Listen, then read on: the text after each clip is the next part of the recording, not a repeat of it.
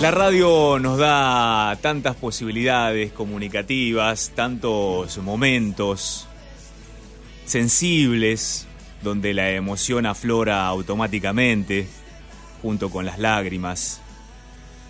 Y vienen cuando hay voces y silencios de esas voces que ayudan a que eso tan lindo que es sentir la piel de gallina a través de este medio de comunicación tan fantástico, provocan eso. Una de esas voces es sin lugar a dudas de quien tengo el placer y el lujo de saludar, quien a su vez es uno de mis referentes comunicacionales. Gracias a él, a Víctor Hugo y a tantos otros que han acompañado el camino de mi infancia y de mi adolescencia en el contacto con los medios de comunicación y con la radio sobre todo, es que yo estoy acá. Alejandro Apo, buen día, gracias por estar con nosotros en Próspera Mañana. Un abrazo, Gabriel, un saludo para todos y muchas gracias por la presentación. La verdad que me siento muy cómodo en el programa de ustedes, así que ahí estoy. Bueno, muchas gracias, Alejandro. ¿Cómo se siente usted mejor, como comentarista de fútbol o como relator de cuentos? Comentarista de fútbol, primero porque es original eso, digamos, es cuando yo tenía 19 años y pude poner mi vocación en los medios ya a partir de Radio del Pueblo del año 1974, y eso es, digamos, mi sensación, mi vocación era esa, comentar fútbol.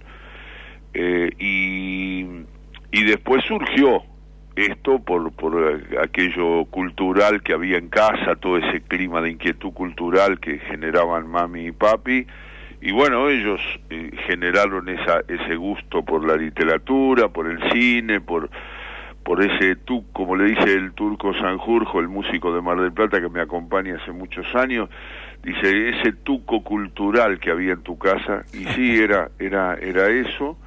Y eso nos formó mucho, nos encontró leyendo cuentos en voz alta para compartir con los mayores, digamos, en ese momento, y poder conocer a Cortázar, Borges, Bradbury, Sacchi, sé yo, tan joven, digamos, tan chico, y acceder a esa literatura y al hecho de leer en voz alta y de compartirlo con la familia generó también la posibilidad que buscábamos siempre con Víctor Hugo de ese algo más, y la verdad que me da placer que la gente me diga, no, tengo una consideración relativa en cuanto a cómo la gente, mucha por afecto y mucha por respeto, me pone tan alto entre los lectores de cuentos, pero eso es una cuestión más personal, que yo me formé escuchando los grandes contadores de historias por radio. Pero usted no sabe, Alejandro, las tardes que yo he pasado disfrutando una siesta o al sol o tirado en un sillón, escuchándolo relatar los cuentos de Fontana Rosa o de Sacheri, ¿no? Lo disfruto mucho eso de mucha gente, y sí, la verdad que se ha hecho después.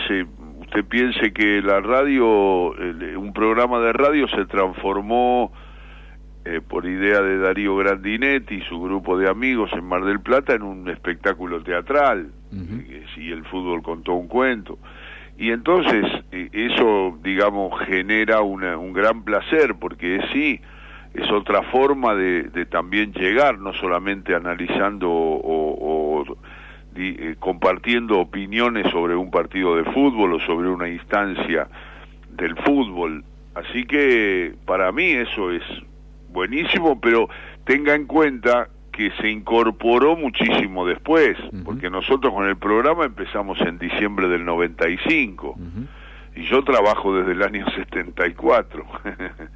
O sea que pasó tiempo, pero llegó el momento, ese respaldo de Víctor Hugo de siempre, cuando yo volví a Continental, y aquel gran director de Radio Continental, que fue Norberto Mantinian, y que ellos, la presión de Víctor Hugo para que se conociera esa manera que íbamos a tener de tratar un sábado a la tarde, cambió la idea de la radio, que buscaba hacía años no transmitir los partidos del ascenso, sí dar mucha información, pero se decía que ellos no querían y lo buscaban, y Víctor Hugo ponía, yo ya no estaba en Continental, me fui en el 90 y regresé en el 95, y bueno, entonces cuando yo llegué me dijo, ¿por qué no inventás un programa de sábado que la gente te va a apoyar? Y ahí surgió la idea de charlar con los viejos futbolistas, los que fueron mis ídolos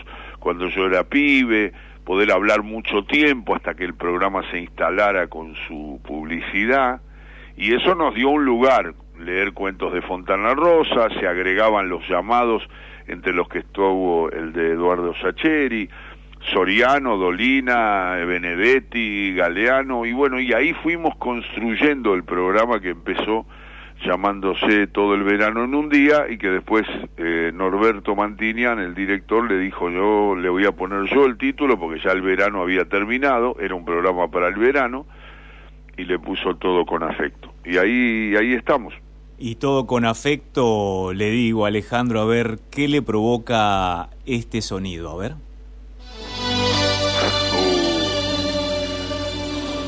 La canción esa es unánime, ¿no? Que es la de Gianna Nannini, es la canción, y el otro muchacho, que no me acuerdo nunca el nombre, es una canción que está instalada en los futboleros del mundo, que es la canción preferida. Y emociona ya de escucharla, pone la piel de gallina. Debe ser por Maradona, por Canigia, por el partido con Camerún, por estar al borde del abismo, por llegar a la gloria inesperadamente, por Goicoechea, por Pumpido, sí, claro. Y por aquel comentario suyo, Alejandro, que dice, yo no sé cuándo, pero Canigia una va a tener. No sé si va a acertar o la va a errar, pero una va a tener. Y a los pocos minutos Canigia tuvo ese que fue el gol, sí, tal vez más gritado en la historia, ¿no? Sabe que ahí sí, es un gol que todos llevamos en el alma, porque el baile recibido fue muy duro. Era un equipo que no terminaba de... ¿Lo veía usted en la cancha como comentarista el baile ese o trataba de frenar sus palabras para decir, bueno, no sé cómo comentar esto? Era difícil soportar porque el mismo Bilardo dice que el primer tiempo era una cosa rara, la imprecisión en los pases que generaba un nuevo avance de Brasil y un peloteo para Goicoechea muy peligroso. La situación es que el partido era... los primeros 20 minutos fueron insoportables porque era una presión y un dominio absoluto. Argentina era el candidato de todos, Brasil, ¿no? Amén de Italia, que era el local, pero Brasil venía a comerse los chicos crudos. Sí, por suerte nos dimos cuenta con el Tano Fassini que ya había cosas en el final del primer tiempo y yo, la verdad que eso, por supuesto que yo no considero nada, ningún anticipo especial ni desde el punto de vista de anticipar lo que va a pasar. Lo único que me pasó era que me transmitió Claudio y el equipo una mayor seguridad. Canigia estaba cómodo siempre en el partido, fue el que más preciso estaba.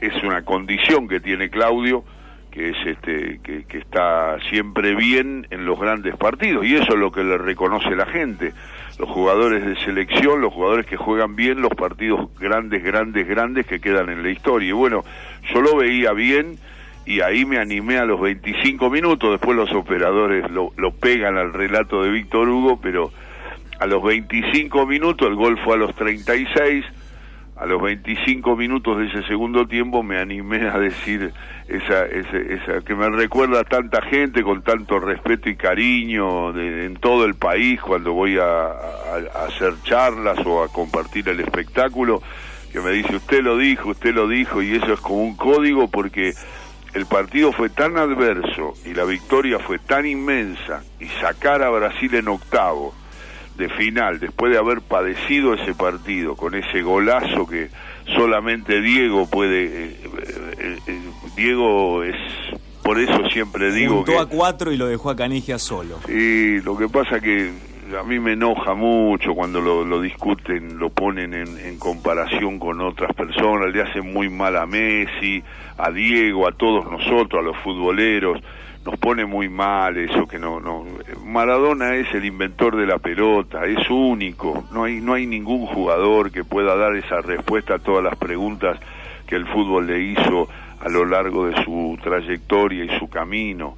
Y entonces no busquemos más manera, hace un gol un jugador o otro jugador y empieza, no, pero este hizo más, si llega a ganar tal copa, pero no hablemos más, todos sabemos. ¿Y el Maradona de los cuentistas quién es? Y yo creo que es Fontana Rosa, porque Fontana Rosa, con todo respeto por los demás, y los demás son variantes, porque Soriano, por ejemplo, el fútbol chacarero, no hay nadie que pueda describir en el penal más largo del mundo, o en Gallardo Pérez Referí que pueda describir el fútbol ese, los personajes que eran los árbitros y los hinchas y los jugadores, eso Soriano lo describe, pero a mí me parece que Fontana Rosa lo que hace es ponernos ese espejo donde nos muestra, nos hace ver con toda la pasión, toda la locura, pasión, que a veces nos hace postergar cualquier cosa esencial por tirar un córner o hacer un gol o ver un partido de fútbol. Y en eso me parece que es el que más describe, en cuentos como La observación de los pájaros o 19 de diciembre del 71, somos capaces de cualquier cosa por resolver el tema de un partido clásico, ya sea con el fútbol más profesionalizado o con los de la otra esquina, ¿no? En el fútbol de la calle o del potrero. ¿A qué lugar le gustaría volver, Alejandro? ¿A aquella cabina de Italia 90? Si tal no era vez... cabina, Gabriel, era al aire libre. Al aire libre, cierto. Al aire libre. Y a ese lugar, en aquel estadio contra Brasil, a tal vez un café imaginario con Fontana Rosa, o a la casa de sus papás escuchando esa cultura permanentemente en el aire. Qué buena pregunta. Las tres instancias me parecen bárbaras. Lo que pasa es que con Fontana Rosa estuve tomando muchos cafés y comiendo. Y la verdad que me distinguió con su atención, digamos, y compartir muchos momentos con todo el grupo, con la mesa de los galanes, como dicen ellos.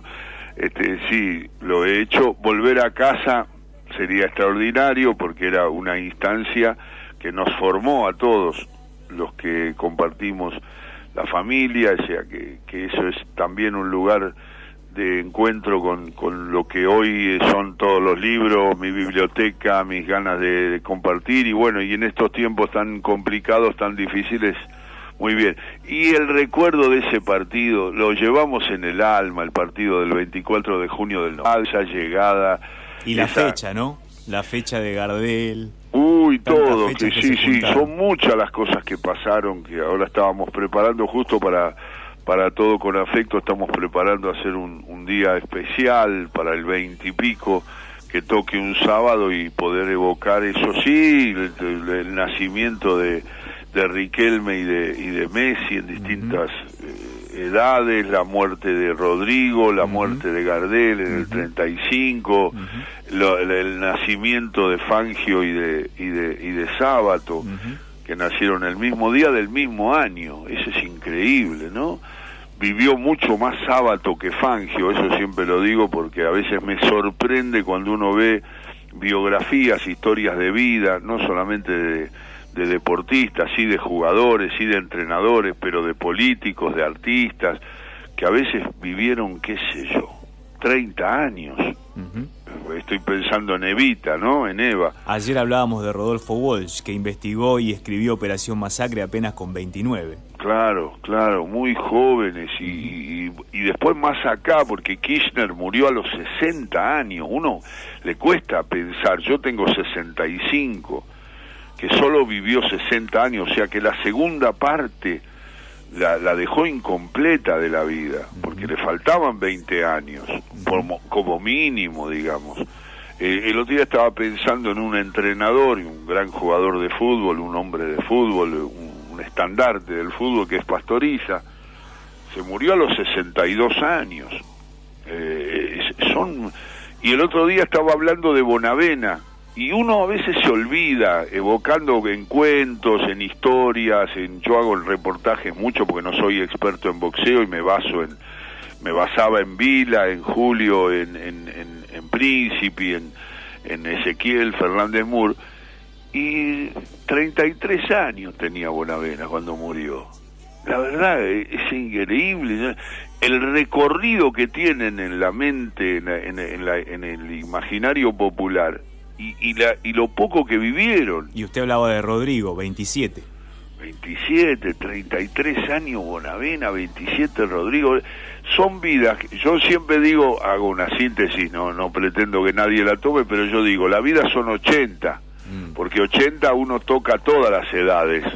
Después, ojalá que se viva hasta los 150, pero 80, y yo digo, en estos casos, cuando digo, ni la primera parte completó Bonavena, porque serían la primera parte de 40, digamos, y la segunda de 40, para dividirlo así en una cosa medio caprichosa. Pero tal vez en aquella noche con Ali vivió 20 años de un solo saque, ¿no? Eso sí, también las personas, cada vida es una instancia muy distinta para analizar, pero la cortedad es ese pequeño plazo que tuvieron en la vida, y algunos la segunda parte casi no la vivieron, y otros no vivieron nada, porque yo estoy hablando y ahora hay gente que está escuchando su programa y está pensando, dice, me pasó un amigo de 25 años, no vivieron, es decir, a veces me parece, me pasa mucho con los escritores de todos los tiempos, porque usted sabe que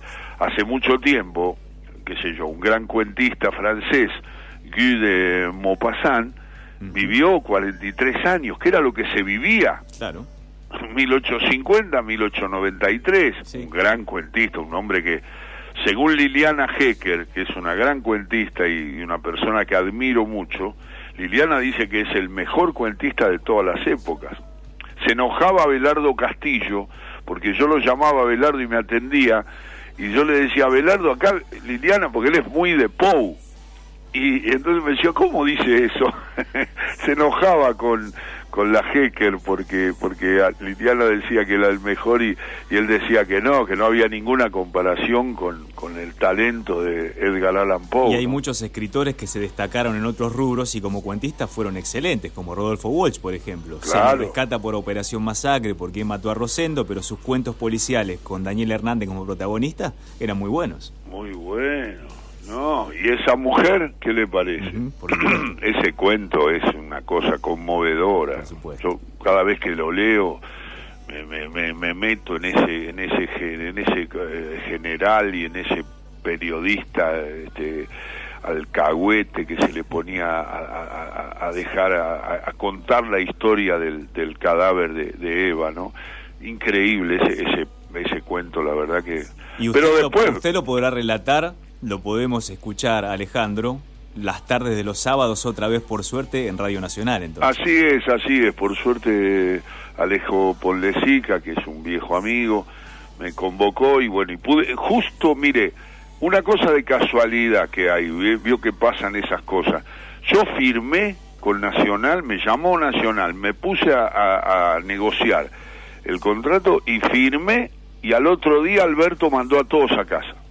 Y no se podía ir a la radio porque ellos cuidan mucho, y yo lo hago desde el mismo teléfono que le estoy hablando a usted. Y usted lo hace desde el corazón, que es lo más importante para todos nosotros. Sí, porque es un programa que los oyentes, la gente que me acompaña, las productoras, Paula, mi hija, y Fabiana Segovia, y Leandro Rojas, y todo ese grupo, el operador que es un maestro, los que estuvieron en el programa, sí, el programa se hace naturalmente con esos recuerdos, esas entrevistas a los futbolistas que han enriquecido la historia del fútbol y que no solamente hablan de fútbol sino de la vida, y los relatos y los poemas que se pueden referir al fútbol de una manera que por suerte he sido difusor de esa literatura futbolera que cada día crece más, porque en el momento que yo empecé pedía por favor, y Sacheri me llama justamente un día y me manda una carta y yo leo el cuento, me van a tener que disculpar porque yo pedía que si encontraran cualquier cosa de los tangueros, de Cadícamo, referencias al fútbol, cuentos, historias, que me lo mandaran, porque no había tanto como hay ahora, y la verdad que ahora leer a muchachos que ahora se animaron a expresar sus historias futboleras y de vida, porque la verdad que no hay una literatura futbolera, es literatura, y el fútbol genera también esas emociones y esas grandezas y esas bajezas que el hombre tiene a cada rato en la conducta de la vida, ¿no? Un lujo para nosotros, un placer escucharlo, Alejandro. Ha sido uno de los momentos cumbres de nuestro programa desde que se inició en marzo hasta aquí. Pasar esta era pandémica escuchándolo a usted es realmente muy sano, muy agradable a los oídos y sobre todo al corazón y al alma, al estado de ánimo de muchos y muchas que en estos momentos están encerrados y que están padeciendo estos momentos. Así que muchas gracias, Alejandro, por estos minutos y por habernos alegrado la mañana. Le agradezco mucho, a mí también es una caricia para el alma también estar hablando con gente que con tanta pasión también hace radio, que es por supuesto mi pasión de muy pibe y de poder hablar de estas cosas que vienen muy bien para la lectura, por ejemplo, en estos momentos, y la verdad que disfrutar de eso a través de la radio o a través de la comunicación directa o a través de la lectura directa es siempre una manera de estar un poquito más acompañados y mejor para enfrentar a este duro momento. Un abrazo, todo con afecto, Alejandro Apo. Adiós, muchas gracias por escuchar mis opiniones, Gabriel, y un saludo a la gente que hace el programa y que escucha el programa. Un abrazo,